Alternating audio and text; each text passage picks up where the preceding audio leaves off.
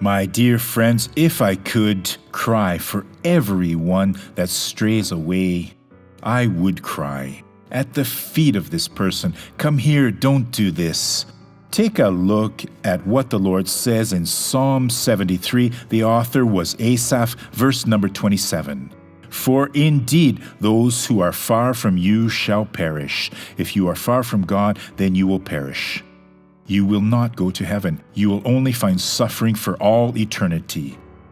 But look at this now. You have destroyed all those who desert you for harlotry. Don't ever do this, folks. Come back running. If you don't hunger for God, thirst for God, ask Him now. God, give me hunger and thirst for you more than natural nourishment. This is so you'll read the Bible every day, pray every day, live in the presence of God, and escape from corruption that is in this world, so that you will be welcomed in glory.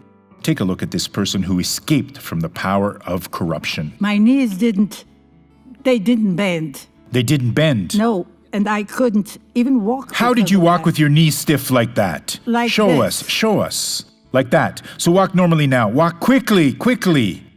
How beautiful is that, folks? Oh, Jesus. Now I want to pray for you, Father. This is very serious. God, if I could, I would cry on my knees before the people, asking them to return to you, so that they won't be destroyed, Lord, so that they won't perish. Father, this is very serious. I will help these people now as a minister of the Word of God. I bind all the demons that are attacking you, that make you stray away and say, get out, leave these people in the name of Jesus Christ. And you say, thank you, Lord. God bless you so much in the name of the Lord Jesus.